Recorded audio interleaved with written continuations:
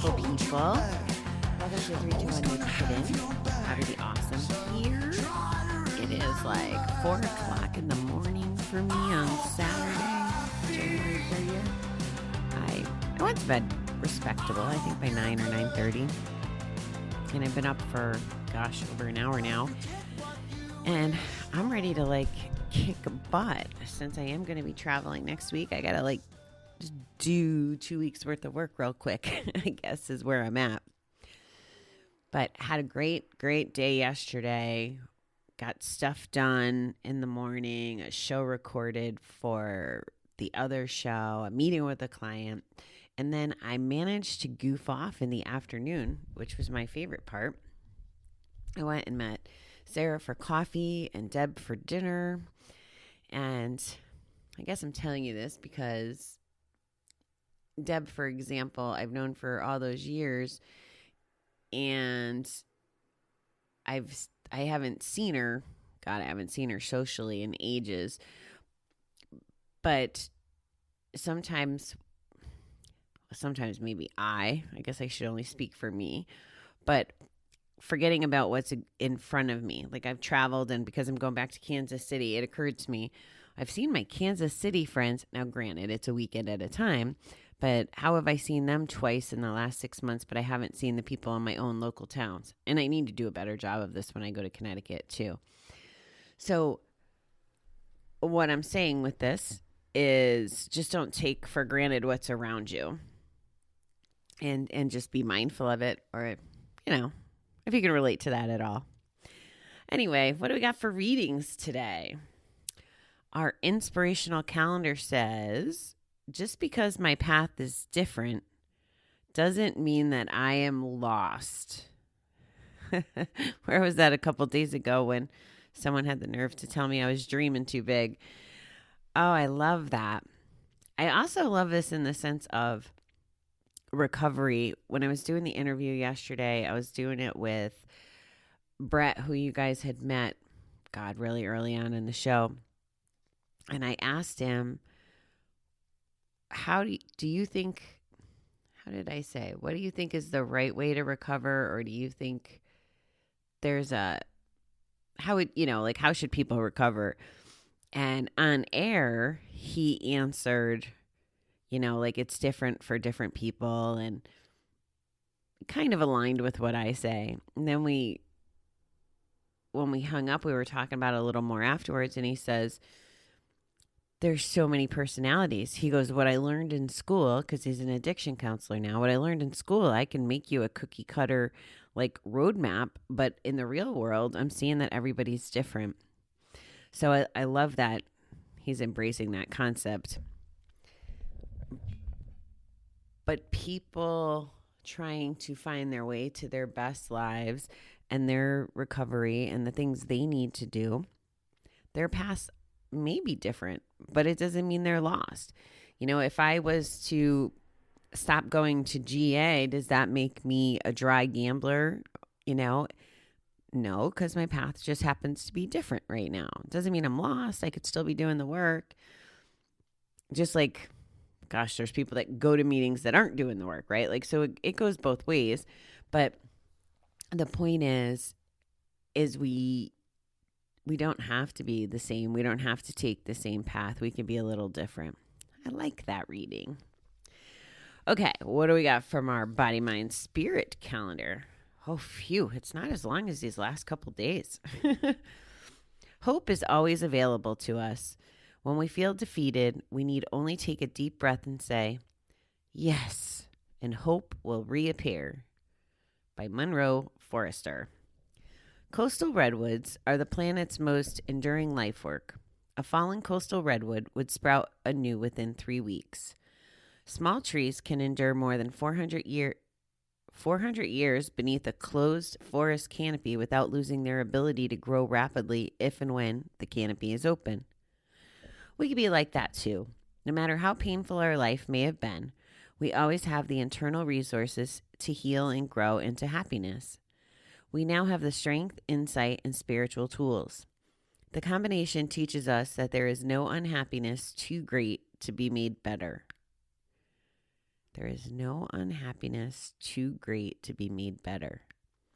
Opening ourselves up to the miracles of recovery, we step from the dark of the negativity into the light of possibility and abundance.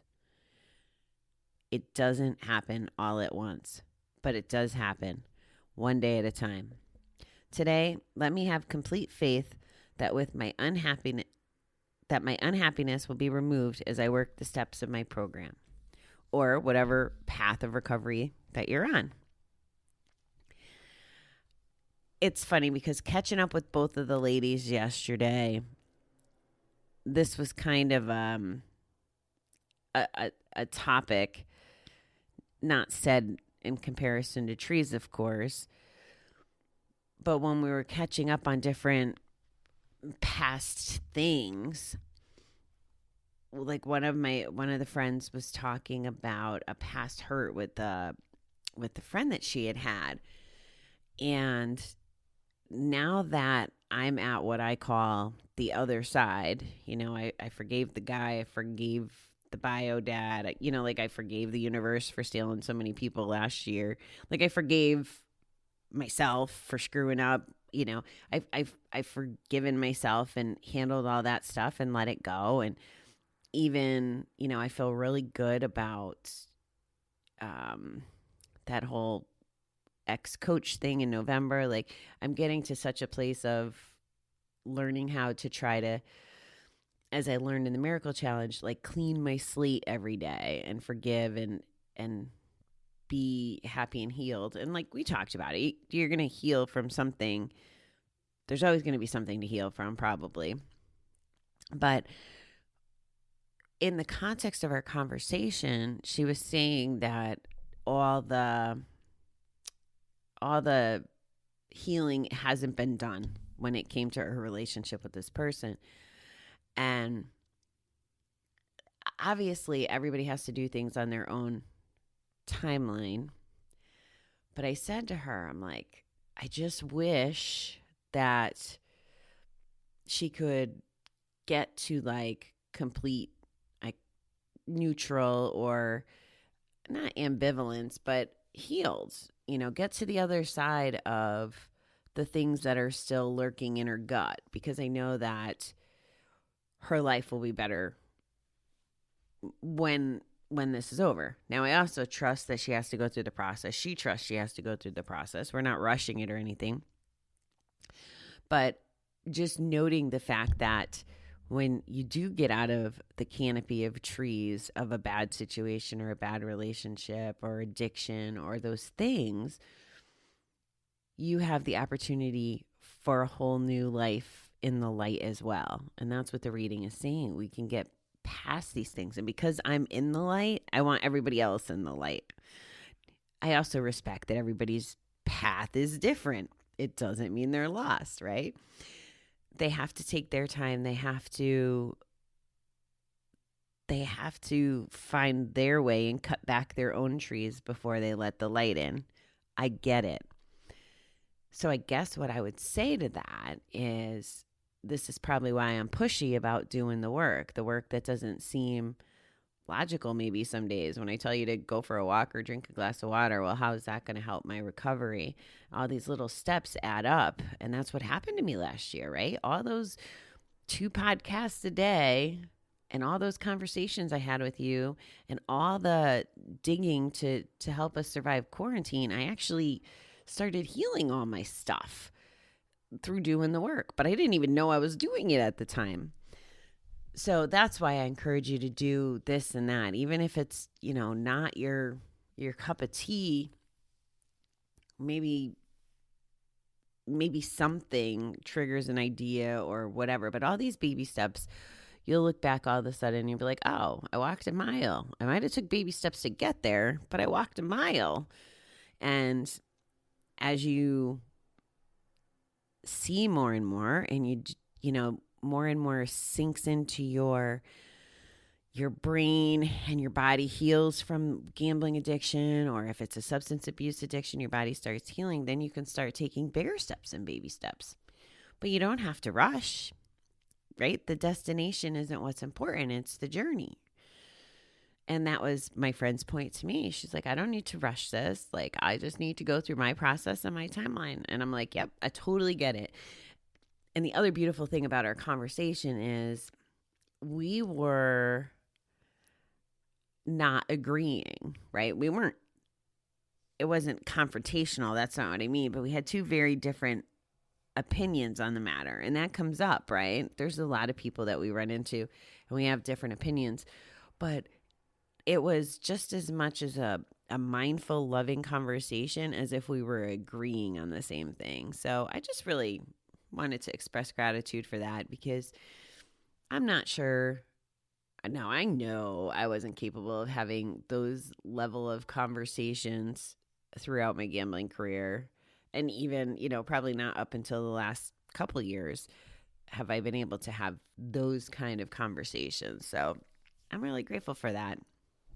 And it's nice that I have people in my life that it is like when I spend 2 hours, like I spent about 2 hours with both the ladies, like we don't have to talk every day or whatever. Like those 2 hours really had substance, and it wasn't distracted time. We're looking each other in the face. We're listening to each other. We're hearing about the kids, the spouse, the parents, like all the things. And it's just beautiful dialogue. And I'm just grateful. That I have friends that I can do that with, and so many friends that I could do that with, not just recovery friends. It's a byproduct of our recovery. Like if I was still drinking, for example, when I saw the second friend, I would have probably ordered a drink. She probably would have ordered a drink. We would have had what I perceived as a deep, meaningful conversation because we were just, drinking and whatever.